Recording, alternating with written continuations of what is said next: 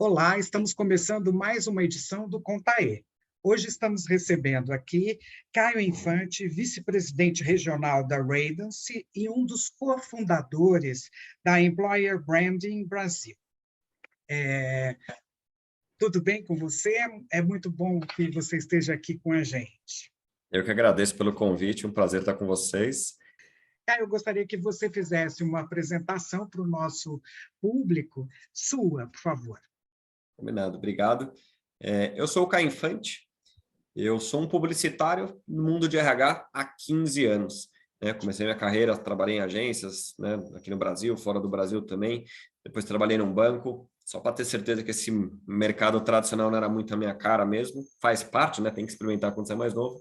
E, enfim, estou no mundo de RH há 15 anos, mas eu nunca fui RH. Eu conheço muito do tema, porque eu sempre estive a serviço, eu sempre brinco, desse lado da mesa de RH, então trabalhei em diferentes empresas, desde treinamento e desenvolvimento, a parte toda principalmente, minha grande bagagem é realmente nesse match entre empresa e candidato, exatamente isso é o que eu sei fazer da vida, é o que eu gosto de fazer da vida e ajudo cada vez mais, esse é o meu grande propósito de vida, é garantir que as pessoas realmente encontrem o melhor emprego, E o melhor emprego é aquela que combina com cada pessoa, com cada momento de vida, e é uma escolha difícil, que a gente fala, escolher um novo emprego, ou se manter no mesmo, já falando de decisão de vida, isso impacta relações familiares, relações de amizades, tem que mudar às vezes de cidade, muda muito online, mas às vezes você muda de cidade, de estado e tal, ou seja, e obviamente quanto mais dinheiro você eventualmente ganha, melhor você tem, a condição de vida, melhor você proporciona para sua família, então trabalhar com isso é uma alegria muito grande para mim. E bora lá falar do tal do Employer Brand, todo mundo pergunta que raio é isso, como é que funciona. Já vou falar um pouquinho aqui, Acho que é importante, nem todo mundo conhece o termo.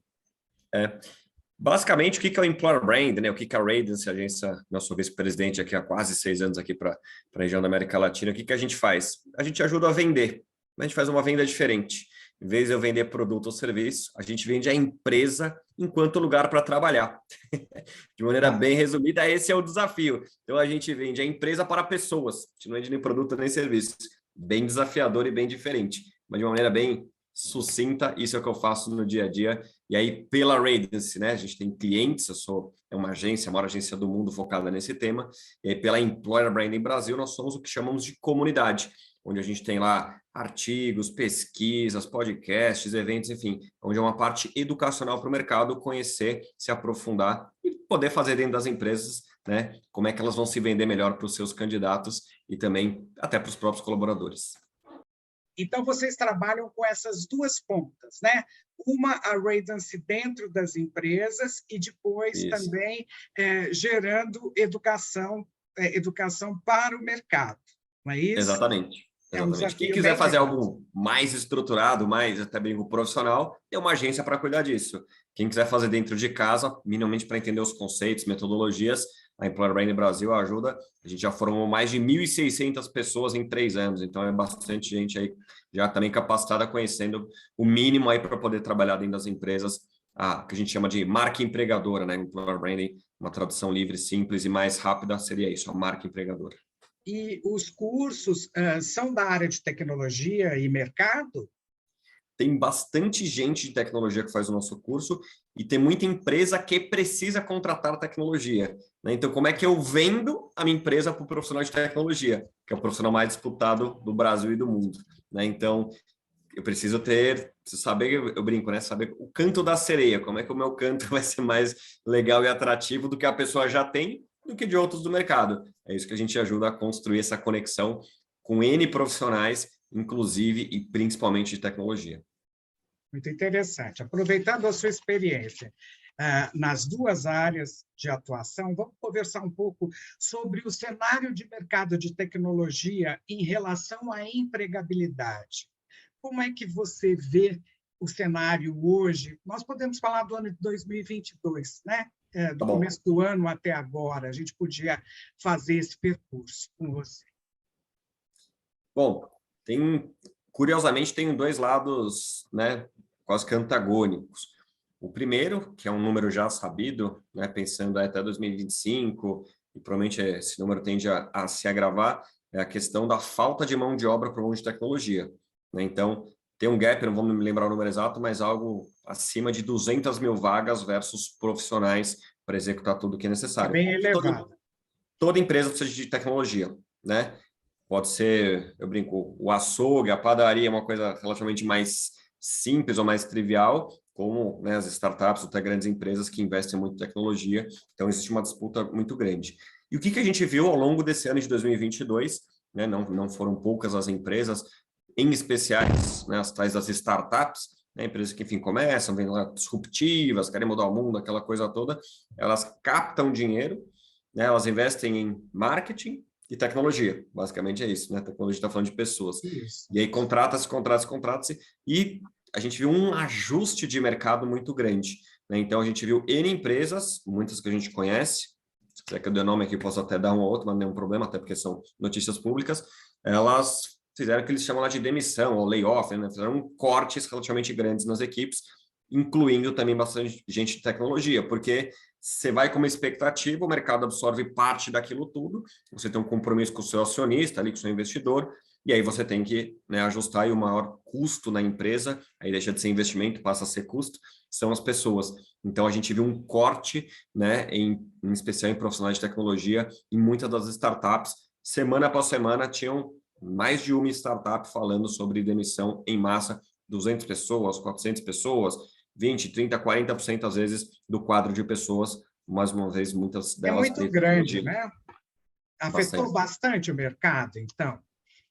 Afeta o mercado, afeta a reputação não só das empresas, entra a marca empregadora, né? A reputação das empresas, por que que eu vou trabalhar nessa empresa, se é legal ou não, mas ela está demitindo, eu vou trabalhar nela, mas também o próprio segmento, né? Eu acho que o segmento startup ficou um pouco arranhado, porque deixa de ser aquele sonho, né, que de 10 anos para cá, você pega os jovens principalmente, né, quero trabalhar na startup, porque é mais fácil, digamos assim, é menos burocrático, menos hierárquico, eu consigo, né, aportar mais meu conhecimento e tal, só que você também deixa de ter estabilidade, isso como segmento de maneira geral, né? E aí agora, nesse último trimestre aqui do ano, a gente vê um movimento das startups tentando se reorganizar e se readequar, né? Mas foi, acho que, um primeiro, vamos chamar os primeiros 9 meses do mercado aí, bastante duro aí para esse mundo de startup.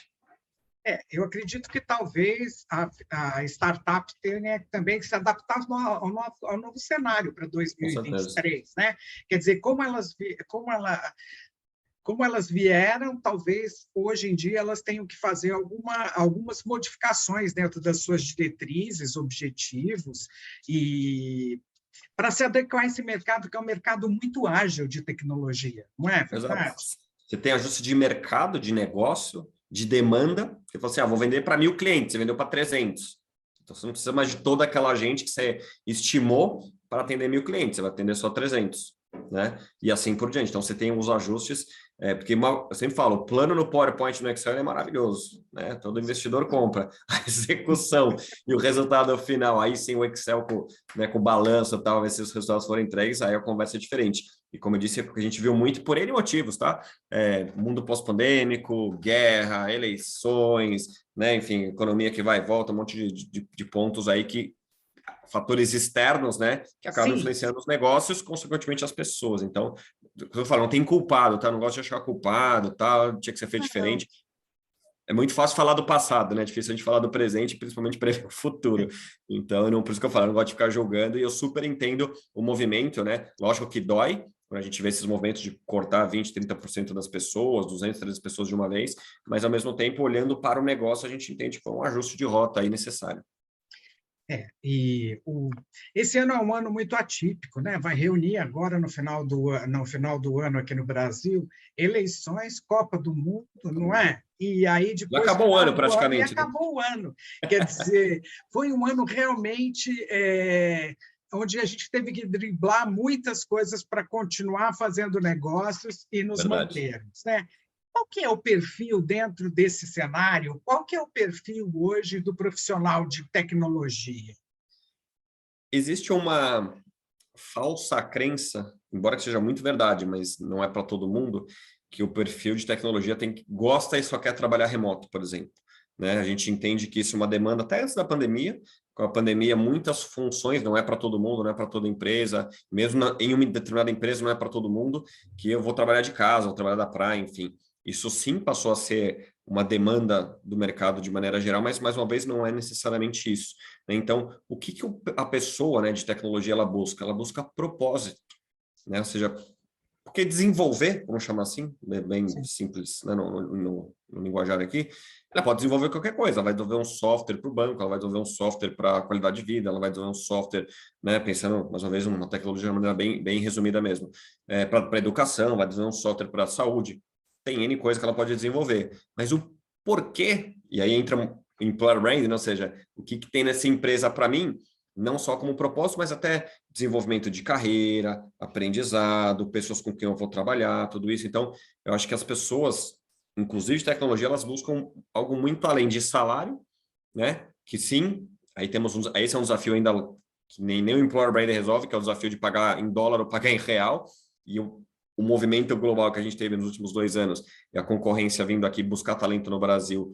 segue acontecendo e é muito difícil de combater, né? Até para você, para mim, se alguém pagar o que a gente ganha em dólar, é o mesmo número. Se é Muito 10, vai pagar difícil agora mesmo. 50, porque é 5, putz, eu amo a minha empresa, mas vão me pagar em dólar. Puxa, aí fica difícil combater, né? Então, acho que esse é um ponto. E é uma turma que gosta, sim, dessas conexões. A gente acha muito que é um pessoal meio introspectivo. Talvez seja porque a gente acha do extrovertido, de quem anda na comercial, de marketing, que está no happy hour e tal, mas essa turma ela gosta de fazer parte de comunidades, né? Que ali muitas vezes está entre aspas, da própria bolha de tecnologia, muitas vezes, porque de fato não é uma pessoa tão expansiva, né? Tão, talvez falante, tão comunicativa, não, mas vamos ver, isso não é uma verdade absoluta. Mas ela gosta de se relacionar também.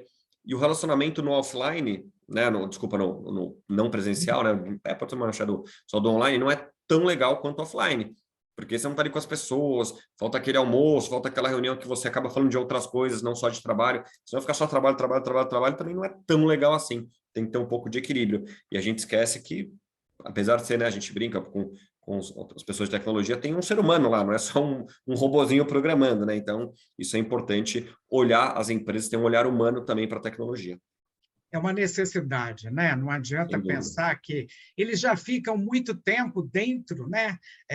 Dentro da própria atuação dele, quer dizer, deles, dos profissionais, já exige isso. Né? Então, é necessário realmente compartilhar externamente, ter o contato com o mundo exterior e com outras pessoas. Qual que é a faixa salarial de um profissional de tecnologia hoje no Brasil? Então, esse é outro ponto que a startup atrapalhou muito, para falar a verdade, porque talvez até na falta de ter uma estabilidade de uma grande empresa, uma multinacional, de não ter benefícios competitivos muitas vezes, e até um plano de carreira, aquela história, não sei se eu vou estar lá no dia seguinte, a gente viu, como eu falei, esse movimento de corte de pessoas e tal, os salários ficaram inflacionados, né? Então, a gente vê pessoas muitas vezes júnior, que já tem, pelo menos no título, né? O título, eu brinco, né? Todo mundo na startup é head, né? O head é o equivalente a um gestor, um gerente numa empresa, né? Um tipo de liderança, né? Nas empresas tradicionais.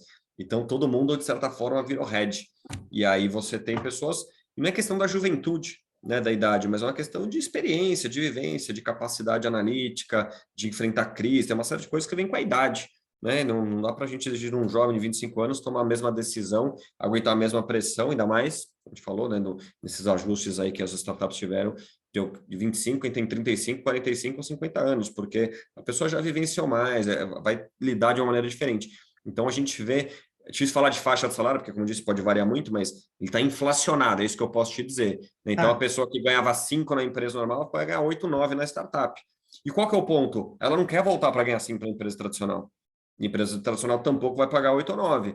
E aí hoje você tem, eu acho que esse é um ajuste que ainda vai passar, talvez ao longo do próximo ano, de, ó, pessoal, vocês não são tudo isso não também.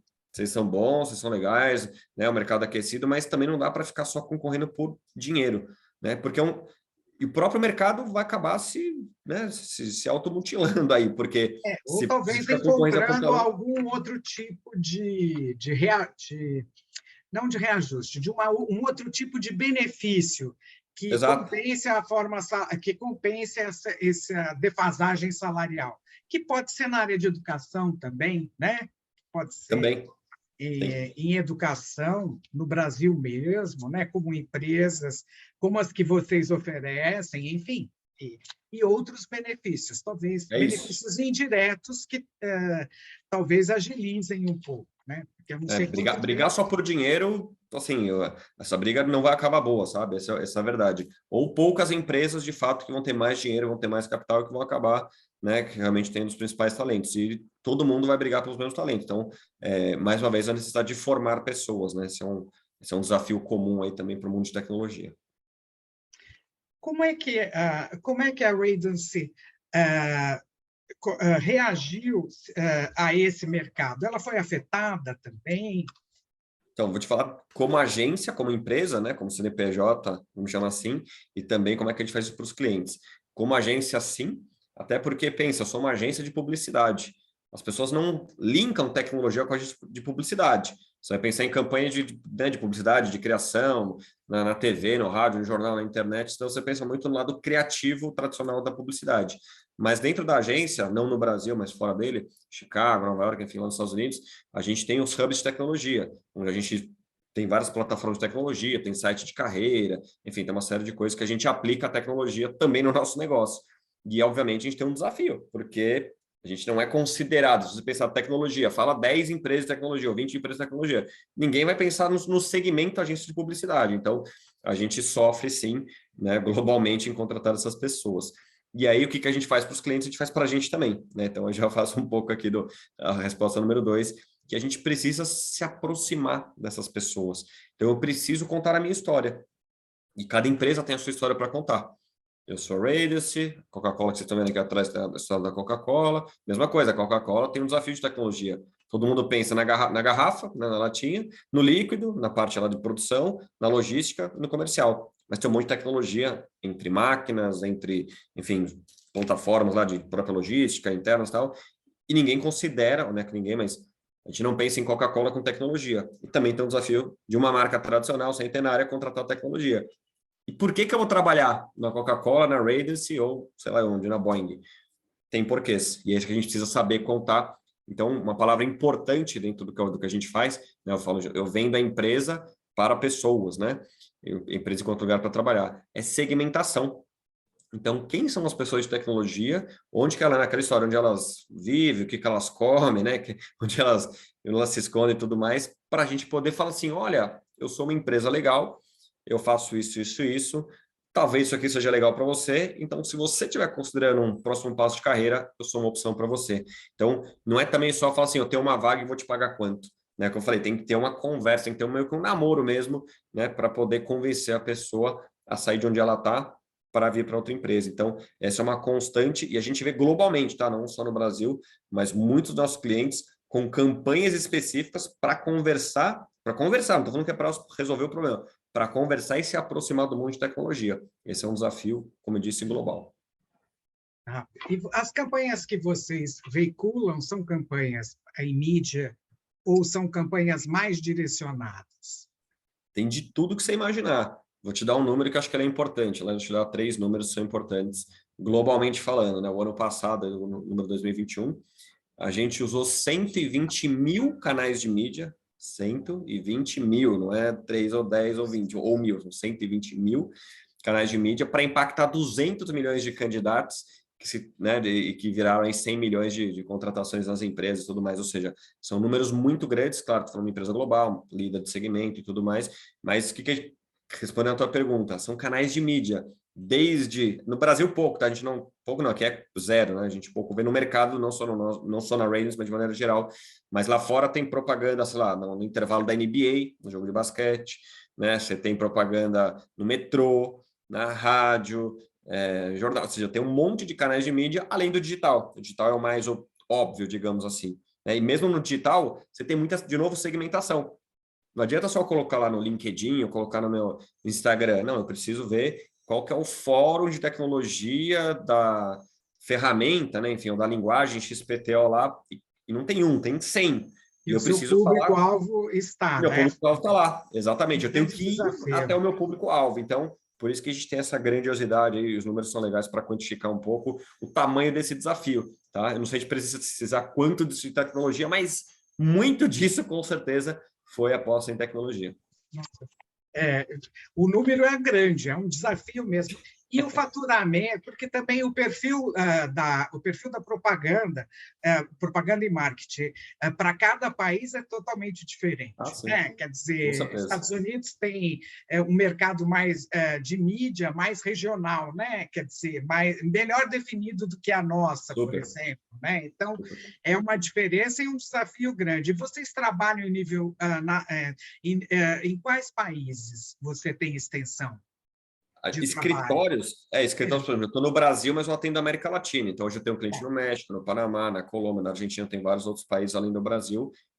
Obviamente, o Brasil é o grande hub da América Latina pelo tamanho da economia, pelas oportunidades de negócio, e a maior parte do meu faturamento, apesar de ser regional, aqui Latam, está no Brasil de fato, né? Mas tem outros clientes grandes globais, vou dar exemplo que uma Amazon, uma Dell, empresas grandes de tecnologia, de novo aqui falando, que usam, né, hubs, que a gente chama hubs de tecnologia no Panamá, no México, então a gente acaba utilizando.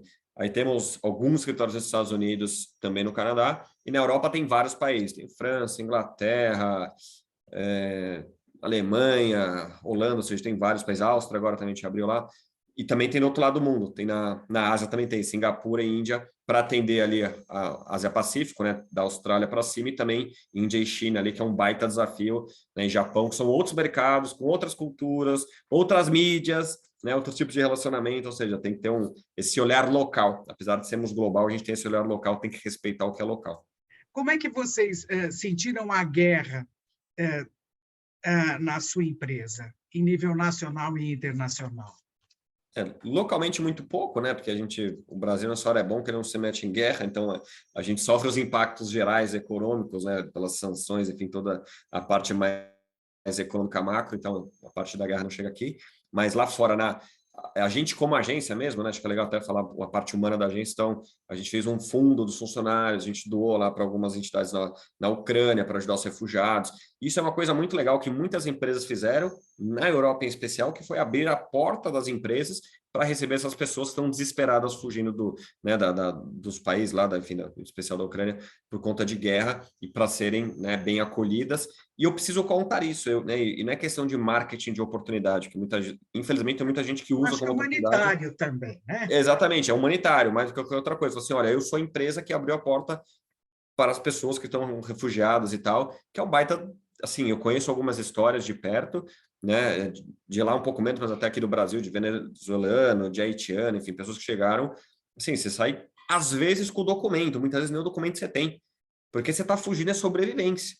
E, assim, por exemplo, tem gente que é advogado em um determinado país, chega aqui e vai trabalhar, nada contra o mas de cozinheiro, vai ser secretário, ou seja, você vai recomeçar uma vida e você largou tudo para trás, e largou mesmo, porque você nunca mais vai voltar, vai chegar lá, vai ter explodido, ou seja, é um tema muito delicado, e é um tema super legal e necessário para as empresas trabalharem, tá? E o Brasil, só a título de curiosidade, se não me engano, é o segundo país, nós somos, né, a gente fala muito de burocracia, mas o Brasil é o segundo país com menos burocracia para refugiado. Isso é muito legal, as Nós empresas não temos sabem disso. recebido muito, né? Recebido muitos, né? Temos recebido de vários países, não só da Venezuela, que está aí do lado, né? Infelizmente, fica todos os problemas lá. Bolívia também, né? Haiti a gente teve, mesmo da África, de vários países lá, por conta das guerras civis que tem lá. Então, fica até um convite para quem estiver assistindo a gente, você que é empresa, tiver oportunidade, dê oportunidade para essas pessoas, porque é muito fácil o trâmite, né? A gente sempre fala assim, mas é difícil no Brasil. Nessa hora é um bom ranking para a gente estar. Senão nós somos o segundo, nós somos o terceiro na facilidade. É coisa de um dia, você já tem meio que um CPF local que já pode trabalhar. Então, existe um incentivo do nosso governo para ter refugiado. Eu acho isso uma ideia sensacional, uma iniciativa que mais empresas precisam adotar. E muitos bem qualificados, né? Bem Super. qualificados mesmo, super Falando outros qualificados. idiomas e Sim, com experiência de falando. vida diferente e com uma vontade de trabalhar 100 vezes maior do que a nossa. Porque a pessoa, como eu disse, ela largou tudo e ela vem com família e tal, e ela está aqui desesperada, ela vai agarrar aquilo com unhas e dentes. Então, e eventualmente já vi histórias também da pessoa se recolocar na própria profissão. Ela começa, vamos supor, lá, né, vamos chamar de baixo, e depois, poxa, mas o que você fez? Eu sou advogado, eu sou engenheiro, sou não sei o que lá, e puxa, e a pessoa na própria empresa muitas vezes ela consegue, né, criar ou recriar um caminho de carreira que é muito legal. Refazer a sua história, né? É um grande desafio. Eu acho que Exatamente. a gente tem que abrir as portas mesmo e permitir com que os imigrantes consigam ter uma dignidade, né, para vida e Exatamente. trabalho, né? E nada É mais, humano, melhor né? do que o trabalho. Como é que você vê o cenário para 2023? Olha, eu tô bem, eu tenho esse defeito, eu diria, né? Na verdade, a qualidade, eu acho. Eu sou muito otimista. Isso é bom. Então, eu vejo com muito otimismo, a gente vê a economia nossa recuperando, a gente vê um cenário de deflação, a gente vê um desemprego diminuindo, ou seja, a gente está gerando mais oportunidade do que as próprias demissões que a gente comentou aqui. Então, acho que a gente tem um cenário super positivo frente a um mercado global aí que super desafiador, pelos motivos da pandemia e guerra em especial, mas eu sou super otimista. E eu sou um bom termômetro disso, porque quanto mais empresas me contratam, significa que elas têm, né, não só o desafio de conectar com as pessoas, mas elas estão com vagas abertas, elas estão com mais, né, desafios de negócio, elas estão olhando o mercado para crescimento, então acho que isso é importante, mais uma vez, a gente chama defeito, eu prefiro chamar de qualidade esse otimismo, mas acho que eu tenho um termômetro porque eu lido com o emprego diretamente, né? Eu não faço o processo de recrutamento e seleção, mas eu sei quantas vagas as empresas estão abrindo, quais são essas tipos de vaga e tudo mais, e isso é geral, tá? Desde o varejo, passando por bancos, enfim, indústrias outras, isso é e eu tenho um portfólio dentro da agência bastante diverso nesse sentido, né? Empresas do agro, e você vê todo mundo falando e olhando para frente e para cima. Acho que isso é uma ótima É, notícia para quem eu está nos tenho assistindo. percebido que o cenário de empregos do mercado, no geral, realmente está recrutando. Voltou a recrutar Exato, exato. rapidamente, né? O que é bom. O que é bom para todos nós, né? Você podia nos contar um pouco mais sobre a Employer Branding Brasil? Claro. Estou 6 anos na agência, há 4, agora em agosto a gente completou 4 anos aí como Employer Brand Brasil. Eu junto com 2 amigas e sócias, são 2 pessoas do mercado também, aí de recursos humanos. Lá atrás, pouco se falava sobre o tema. Hoje melhorou, mas ainda tem um caminho longo aí para ser trilhado. Né? E o que a gente percebeu? Que ninguém falava sobre o tema, existia muita dificuldade, muita confusão, até hoje ainda tem, e a gente se juntou basicamente para compartilhar boas práticas, porque a gente já trabalhava com isso, cada um, né, cada um na sua empresa ou como agência servindo alguns clientes, na época até mais globais do que locais, e com o tempo a gente foi construindo também os cases locais, e basicamente a gente chama de o que é uma comunidade. Né? A comunidade nada mais é do que as pessoas se juntarem para conhecer, para aprender, para trocar sobre um determinado tema. No nosso caso, o nosso tema, nosso grande motivador é a marca empregadora, é o Employer Branding. Então, para fazer um resumo da história, hoje a gente tem Uhum. mais de 40 mil seguidores, né, em diferentes redes sociais, bastante gente, você até regalou o olho, bastante gente já. Arregalei, sim. A gente formou mais de 1.600 pessoas, né, em 3 anos, porque o nosso primeiro ano não tinha curso, não tinha nada, então por isso que eu falei em 3 anos, a Employer Branding no Brasil, de fato, tem 4. A gente hoje é um dos 15 maiores podcasts sobre recursos humanos no Brasil, são quase 70 episódios, só que a gente não fala de carreira, tal, né? A gente não tem aquela pegada de RH tradicional, a gente fala sobre marketing dentro do RH, que o Employer Brand é isso, a gente entrevista pessoas do mercado, tal, a gente faz a maior pesquisa sobre o tema no país, então a gente sabe, né, quanto, e isso é legal, né? A gente tem um termômetro, de novo, muito legal. A gente é o 4º ano que a gente fez a pesquisa e a gente vê uma crescente, né, de respondentes, né, de verbas nas empresas, dos times que as empresas hoje, né, já colocam à disposição aí da empresa para realmente fazer uma gestão estratégica mais do tema. Então, é um mercado que está crescendo e o sistema está crescendo, como eu disse, a economia, os empregos também estão crescendo. Então, o nosso O seu termômetro é bem real. podcast tem o mesmo nome da empresa? Chama EBB, que é o nosso apelido, né, de Employer Brand Brasil, EBBcast. Fica o convite aí para vocês assistirem, muito EBBcast. legal. E está no Tá no Spotify? Spotify, tá. A segunda temporada tá no YouTube também, porque a gente começou a gravar com áudio e vídeo, mas só procurar por EBBcast, ou no nosso site, tem lá tudo também, que é o employerbranding.com.br, não tem o Brasil, então é só employerbranding.com.br. Lá tem todos os conteúdos, tem artigos, tem as pesquisas, tem dica de livro, os eventos que a gente faz, tem muita coisa, né, para quem quiser realmente conhecer e aprofundar mais sobre o tema.